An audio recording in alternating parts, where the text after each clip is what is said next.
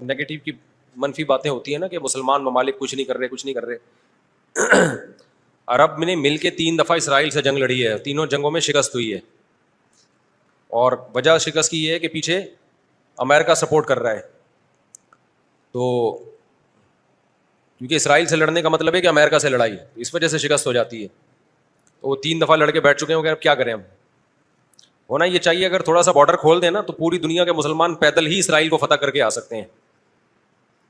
اتنی بڑی تعداد میں مسلمان ہیں اور ان میں جانے کا جذبہ بھی ہے کہ تھوڑا سا بھی راستہ کھل جائے تو یہ پیدل ہی ہوتے ہوتے, اتنی بڑی تعداد ہے تو یہ 8-10 کروڑ تو ویسے ہی چلے جائیں گے. اسرائیل پہیاں فتح کر کے آ جائیں گے. لیکن بات یہ ہے کہ جانے نہیں دیتے, راستہ نہیں ہے. کیونکہ اگر مصر راستہ دیتا ہے نا, تھوڑا سا بھی راستہ کھولتا ہے, تو پہلے اسی بیس پہ اسرائیل مصر پہ اٹیک کر کے اس کے علاقے لے چکا ہے کہ مصر نے راستہ کھولا ہوا تھا مجاہدین کے لیے. تو اس بیس پہ اسرائیل نے آدھا مصر پہ قبضہ کر لیا. سمجھ رہے ہو؟ تو جب مصری ہاتھ سے نکل گیا ان کے, تو ایسا گچھی پکڑی ہے نا چاروں طرف سے. تو اب دیکھیں آگے ہوتا کیا ہے, اللہ خیر کرے.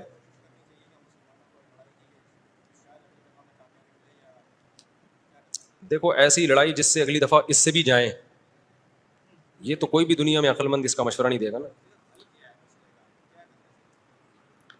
دیکھو مسئلے کا اگر حل سامنے نہ آ رہا ہو تو غلط حل کی طرف نہیں جانا چاہیے, یہ ذہن میں رکھیں. ایک آدمی بندوق لے کے آپ کو کہہ رہا ہے جیب میں جو کچھ ہے نکال دو, آپ کہیں میں تو نہیں دوں گا لیکن مسئلے کا حل بتاؤ. تو ہم کہیں گے اگر تمہاری جیب میں میزائل پڑا ہوا ہے تو وہ مسئلے کا حل ہے. اگر وہ نہیں ہے تو موبائل پکڑا دو اور پتلی گلی سے نکل لو. تو ایسا کام کرنا جس سے لینے کے دینے پڑ جائیں وہ تو نہیں حل ہے نا. تو ایسے موقع پہ دعا ہے, اور کیا ہے, بد دعائیں ہیں, دشمن کے خلاف بد دعائیں ہیں.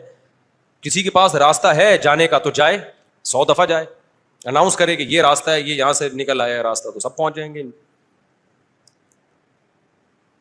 ایک چیز اصولی طور پہ یاد رکھیں, جو چیز اختیار میں ہے اس میں انسان کمی نہ کرے, جو اختیار میں نہیں ہے اس کے بارے میں سوچے نہیں.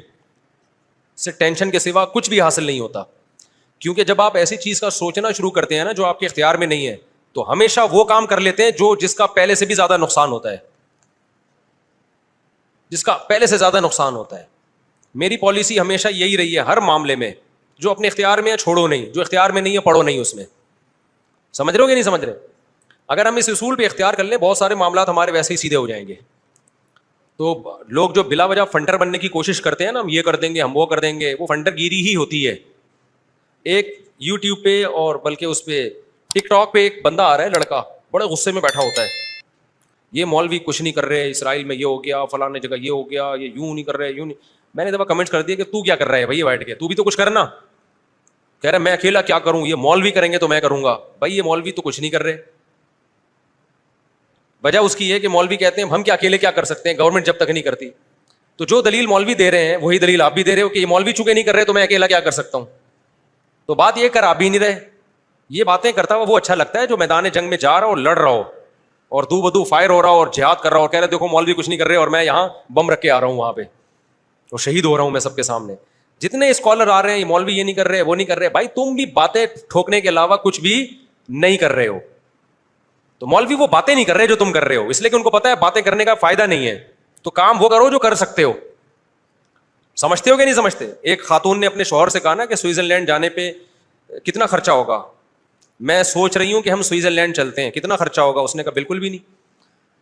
اس نے کہا کیوں نہیں خرچہ ہوگا؟ اس نے کہا سوچنے پہ کوئی خرچہ نہیں, سوچ ہی رہی ہو نا سوئٹزرلینڈ جانے کا. تو وہ بات کرنی چاہیے جو عملی دنیا میں ممکن ہو. اور دوسری بات یہ کہ علماء یا جو بھی بڑے لیول پہ جو لوگ ہوتے ہیں وہ بہت کچھ اندر اندر کر رہے ہوتے ہیں. وہ پرلے درجے کے بے وقوف ہوں گے اگر وہ عوام کو بتا کے کرنا شروع کر دیں, بڑی حماقت کی بات ہوگی. بہت کچھ اندر اپر لیول پہ حکومتوں سے رابطوں کی کوشش ہو رہی ہوتی ہے, حکومتوں کو سمجھایا جا رہا ہوتا ہے, حکمرانوں کو حل دیے جا رہے ہوتے ہیں. تو یہ نہیں ہوتا کہ جو بھی کر رہا ہے نا کہ میں جا رہا ہوں آرمی چیف سے ملاقات کے لیے اسرائیل کے مسئلے پہ بات کروں گا, یہ میرا یوٹیوب چینل ہے آپ لوگ دیکھ لیں, میں جا رہا ہوں ٹاٹا دیکھو میں اپنی ذمہ داری کیا کر رہا ہوں پوری کر رہا ہوں. اسی طرح آرمی چیف کہے لوگوں میں جا رہا ہوں اسرائیل کے مسئلے پہ فلاں سے بات کرنے کے لیے, دیکھا آرمی زندہ باد. ایسا نہیں ہوتا. بڑے پیمانے پر جو گیم کھیلے جا رہے ہوتے ہیں وہ خفیہ ہی ہوتے ہیں, وہ عوام کو نہیں بتائے جاتے. تو بہت کچھ ہو رہا ہوتا ہے. اب سعودی عرب کا بادشاہ کیا کچھ کر رہا ہے ہمیں نہیں پتا, تو ہمیں نہ تعریف کرنی ہے کیونکہ ہو سکتا ہے وہ جھوٹی تعریف ہو, اور نہ ہم نے برائی کرنی ہے کیونکہ ہو سکتا ہے وہ جھوٹی برائی ہو. ہم نے چپ کر کے بیٹھنا ہے, اپنا جو ہم کر سکتے ہیں وہ کریں, کسی کے خلاف یہ کچھ نہیں کر رہے, وہ کچھ نہیں کر رہے, یہ یوں نہیں کر رہا, وہ یوں نہیں کر رہا, تو بھائی تو کیا کر رہا ہے؟ تو بھی تو یہی کر رہا ہے کہ وہ کچھ نہیں کر رہا تو یہ کچھ نہیں کر رہا تو وہ کچھ نہیں کر رہا, اور یہ تو بھی تو یہی کر رہا ہے, تو اس سے بہتر ہے کہ تو بھی کچھ نہ کرتا. کیا خیال ہے؟ یہ جو حدیث میں آتا ہے کہ قرب قیامت میں یہودی پتھر کے پیچھے چھپے گا تو پتھر بولے گا کہ یہ میرے پیچھے یہودی ہے, فقتلہ یا مسلم ھذا یہودی ورائی فقتلہ, اس کو قتل کر دو. تو پتھر بولے گا کا کیا مطلب ہے؟ پتھر بولے کا مطلب پتھر بولے گا, پتھر کا باپ بھی بولے گا, آواز آئے گی, معجزہ ہوگا, تو ایک لڑائی ہوگی. لیکن خوب سمجھ لو, نبی صلی اللہ علیہ وسلم نے جو بھی پیش گوئیاں کی ہیں نا قرب قیامت کی, ان پیش گوئیوں کو محدثین فقہ کے ابواب میں ذکر نہیں کرتے, کتاب الاحکام میں ذکر نہیں کرتے, ان کو کتاب الفتن میں یا کتاب علامات ساعہ میں ذکر کرتے ہیں. احکام کا مطلب کیا ہے؟ یہ کرو, یہ نہیں کرو, یہ حلال ہے, یہ حرام ہے. تو جو آرڈر کی حدیثیں ہیں نا ان میں ذکر نہیں کرتے, یہ بتانے کے لیے کہ یہ علامتیں جب پورا ہونے کا ٹائم آئے گا خود ہی ہوں گی. ہم نے ان احادیث کو دیکھ کے خود سے کوئی کام نہیں کرنا ہے, ہم نے وہ کرنا ہے جو ابھی گراؤنڈ ریئلٹی ہمیں کرنے کا کہہ رہی ہے. نہیں یہی بات سمجھ میں؟ آپ نے سن لیا کہ حضرت عیسیٰ علیہ السلام قرب قیامت میں نازل ہوں گے, 100% ہمیں یقین ہے نازل ہوں گے. حضرت مہدی آئیں گے, 100% ہمیں یقین ہے حضرت مہدی آئیں گے. ہمیں پتا چلا جی شام میں حضرت عیسیٰ علیہ السلام نازل ہوں گے, ہم نے کہا ہوں گے نازل, یقیناً ہمارا عقیدہ ہے. آپ نے کہا چونکہ شام میں نازل ہوں گے تو چلو شام چلتے ہیں, اور اس مسجد میں جا کے آپ بیٹھ گئے اور اعلان جہاد کر دیا کہ اب میں یہاں سے قتال شروع کرتا ہوں, عیسیٰ علیہ السلام تو آئیں گے اور میری مدد کریں گے. پتہ چلا آپ نے لڑائی شروع کی اور آپ کی ایسی کی تیسی ہو گئی اور عیسیٰ علیہ السلام آئے نہیں. آپ قیامت میں اللہ سے پوچھو گے اے اللہ حدیث میں تو کہا گیا تھا کہ شام میں عیسیٰ علیہ السلام نازل ہوں گے, میں نے تو جنگ بھی شروع کر دی, سب کچھ ہو گیا, لیکن نازل نہیں ہوئے. تو اللہ جواب میں کیا کہیں گے؟ میں نے یہ تھوڑی کہا تھا کہ جب تو جنگ شروع کرے گا تو تیری مدد کے لیے آئیں گے. یہ میں نے کہا تھا آئیں گے, میں نے یہ ٹائم تھوڑی بتایا تھا. تم جو اپنا کام ہے وہ کرو, جب انہوں نے آنا ہوگا تو وہ آ جائیں گے. تم گراؤنڈ ریئلٹی کو دیکھ کے ٹائم گزارو. جب حضرت مہدی نے آنا ہوگا تو آئیں گے. اب ہر تھوڑے دنوں میں حضرت مہدی کی امید پہ کوئی تحریک اٹھتی ہے. سعودی عرب میں جو 1979 میں بغاوت ہوئی تھی, جنرل مشرف کی قیادت میں آرمی نے جا کے کنٹرول کیا تھا نا, وہ بغاوت کیا ہوئی تھی؟ وہ یہی کہ لوگوں نے کہا امام مہدی آنے والے ہیں, تو ایک بندے کو تیار کیا, کل تیرا حلیہ وہ ہے جو امام مہدی والے, تیرا نام بھی وہ, تیرے ابا کا نام بھی وہ, اور اس کو تیار کر کے بغاوت پہ اکسایا اور کہا کہ بس انقلاب آنے والا ہے, امام مہدی آنے والے ہیں, اور یہی آ گئے ہیں. نتیجہ نکلا سعودی عرب نے پاکستان آرمی کو بلایا, چاروں طرف سے گھیر کے سب کو لٹکا دیا انہوں نے پکڑ کے. تو اب وہ اللہ سے قیامت کے دن کہے کہ اللہ امام مہدی تو آنے والے تھے, اللہ کہیں گے میں نے کب کہا کہ ابھی آنے والے تھے. ٹھیک ہے نا, تمہیں زمینی ایک مضبوط ریاست ہے, ایک حکومت ہے, پرامن حکومت ہے, آپ بیت اللہ میں اس کے خلاف بغاوت کر رہے ہو یار, جہاں خون بہانا منع ہے. احکام کی حدیثیں جب فقہا بیان کریں گے نا اس میں علامات ساعت نہیں ہوتی. احکام کی حدیثوں میں فقہا کیا بیان کرتے ہیں؟ احکام کا مطلب جو آرڈر سے متعلق, ان میں مسلم کی حدیث ہوگی, بخاری کی حدیث ہوگی, اسمعوا واطیعوا ولو سلط علیکم رجل حبشی کأن رأسہ ذبیبہ, سنو اور اطاعت کرو, تم پر حبشی غلام بھی مسلط ہو جائے.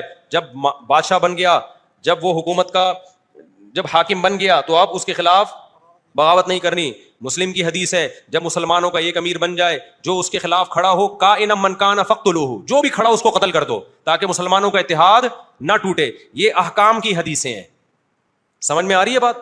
تو ہم نے ان احکام کی حدیثوں کو فالو کرنا ہے, اور جو قیامت سے متعلق ہیں ان پہ یقین رکھنا ہے, ان میں امیدیں ہیں ہمارے لیے کہ ایک دن اللہ ہماری مدد کرے گا. ہم سے نہیں ہوگا تو عیسیٰ ابن مریم کو نازل کرے گا, اور عیسیٰ ابن مریم تو وہ ذات ہیں جن کا یہودی بھی انتظار کر رہے ہیں, عیسائی بھی اور مسلمان بھی. یہودی ان کو کہتے ہیں مسیح دجال, معاذ اللہ, وہ کہتے ہیں ہماری مدد کی, جو یعنی ان کو عیسیٰ تو نہیں مانتے وہ, لیکن وہ ساری علامتیں فکس کر دیتے ہیں کس پہ؟ کیونکہ ان کی کتابوں میں بھی ہے نا. تو شرارت کر کے حضرت عیسیٰ سے ہٹا کے وہ اپنے کسی نجات دہندہ کی طرف لے کے جاتے ہیں. عیسائی کیا کرتے ہیں؟ عیسیٰ ابن مریم نازل ہوں گے ہماری مدد کے لیے, یعنی عیسائیوں کی مدد کے لیے. اور مسلمان کیا کہتا ہے؟ بھائی عیسائی مذہب بھی باطل ہے, یہودی مذہب بھی باطل ہے, منسوخ شدہ مذاہب ہیں. عیسیٰ ابن مریم حق کی خاطر آئیں گے, اور حق مذہب کیا ہے؟ ان دین عند اللہ الاسلام, اور اس میں اسلام کے پاس صرف نرے دعوے نہیں ہیں, دلائل بھی ہیں. اسلام کو آپ کمپیئر تو کریں دوسرے مذاہب سے, کوئی جوڑ ہے ہی نہیں اسلام اور اسلام کے مقابلے کا. تو حضرت عیسیٰ کے نزول کا تو صرف غامدی صاحب نے انکار کر دیا ہے, ورنہ تو حضرت عیسیٰ کے تو تمام آسمانی مذاہب ان کے نزول کے قائل ہیں. لیکن کمال کی بات ہے کہ غامدی صاحب اتنی بڑی بڑی چیزوں کا انکار کر کے بھی ایک مذہبی اسکالرز اور براڈ مائنڈیڈ اور ان سے علمی اختلاف, ٹھیک ہے نا, اور رفع الیدین کا مسئلہ جو ہمیشہ سے اختلافی ہے, اس میں ہم گمراہ بھی ہیں, اندھے مقلد بھی ہیں. تو یہ آج کل کے اسکالرز میں اعتدال نام کی کوئی چیز نہیں ہے. یہ علمی دلائل نہیں ہوتے, ان کی اپنی ایک خاص قوموں سے نفرتیں ہوتی ہیں ان کو, جس کو وہ مختلف طریقوں سے اجاگر کرتے ہیں. سمجھتا ہے کہ نہیں سمجھتا؟